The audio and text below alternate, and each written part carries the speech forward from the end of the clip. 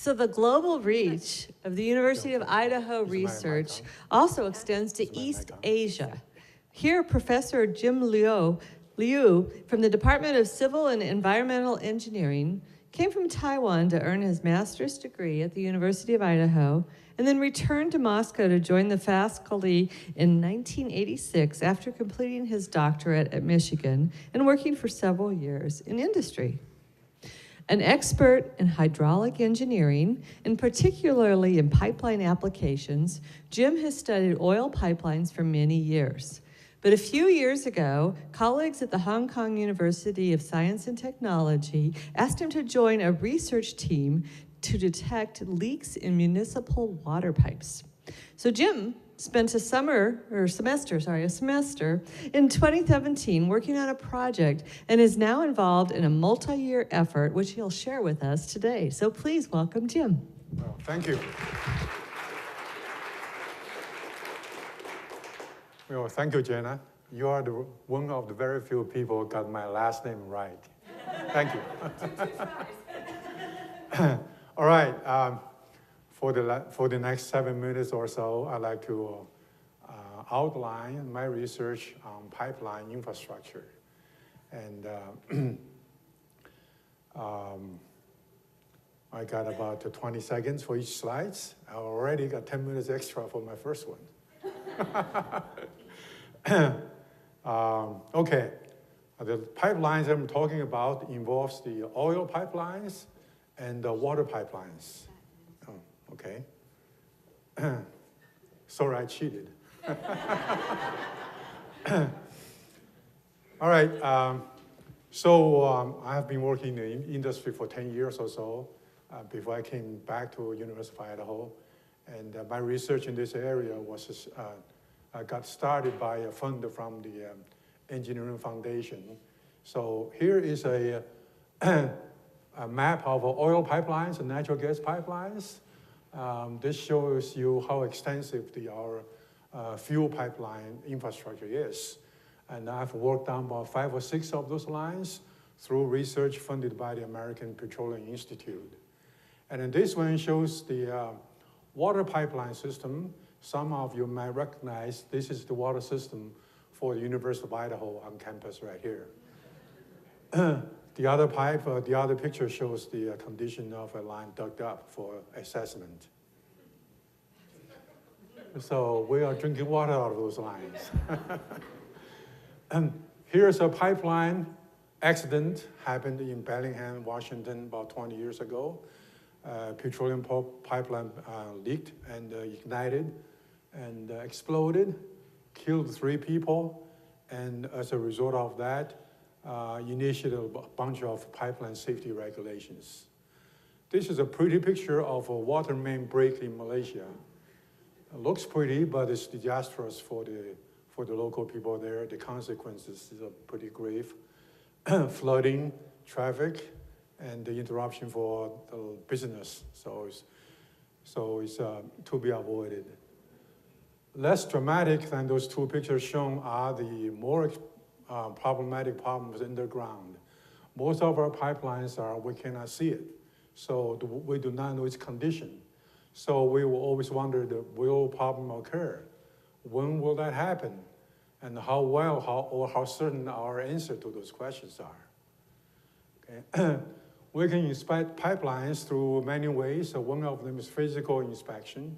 We can use different technologies, acoustics, electromagnetic, fiber optics, and many others for assessment. This slide shows a robotic, basically a free-swimming robotic called Pipe Divers, commercially available. It's launched into an operating pipeline. As it traverses through the lines to collect data, its position is tracked by the satellite. It can go into hundreds of miles to collect data. Okay. Another way of doing that is by computational pipeline monitoring. This is the type of research that I do. We use mass balance, we use impulse response, rate of change. Those are all the jargons in hydraulic engineering. We can use that to monitor what's going on in the pipelines. And one intuitive way of monitoring if you have a leak or not is to compare the inflow and the outflow of a pipe. If there's a difference, you think there's a leak. But the actual life is much more sophisticated because of the line storage and because of data noise. And because of data noise, the problem is stochastic. And this is another way of using hydraulics to monitor. And we extract impulse response. And that impulse response tells a lot of the pipeline, whether you have a leak or whether you have a blockage or not, and where are they. We can get that information from those data. Last year, I spent 6 months on my sabbatical at the Hong Kong University of Science and Technology, and it was one of the better engineering schools. So it was a good opportunity for me to be there. The little picture here shows a water intake line from the sea. In Hong Kong, the water is very scarce. They use seawater to flush their toilets. That's something I didn't know before. And here's you can see the city, 7 million people, got 8,000 kilometers of water mains. The system is very vulnerable. And that big city is sustained by these 3 lines, those 3 water mains importing water from China. And at a cost about $2 billion a year. With all that money spent, 20% of them is lost because of leakage. And because of this, there's a lot of research going on and through a lot of researchers over there. So they have this project called the Smart Urban Water Supply System. The objective is to develop a diagnosis technology. It's kind of like a doctor trying to figure out how your artery works. And we'll have similar technology being developed there. And my participation there was I was a professor at the Civil Engineering Department, and I taught a 3-credit course on pipeline monitoring and the condition assessment. And then I interacted with researchers from probably 5 or 6 countries, and served on the chair for the advisory board. This is one moment in the laboratory, interacting with a few people, friends now, and we're trying to figure out the acoustic wave transmission for different pipeline material, different pipelines there.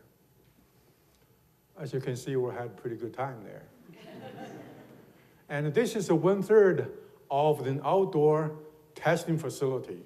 This is a very, very valuable facility for us because the size is near the prototype size.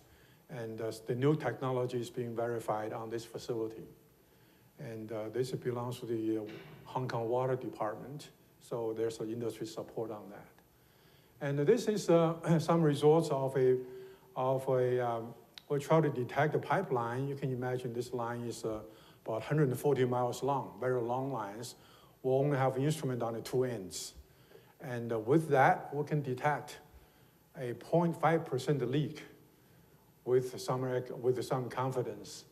And this is the monitoring situation. The red line shows the threshold. The black line shows the testing statistics. We can detect the leak with known rate of average false alarm and average detection delays.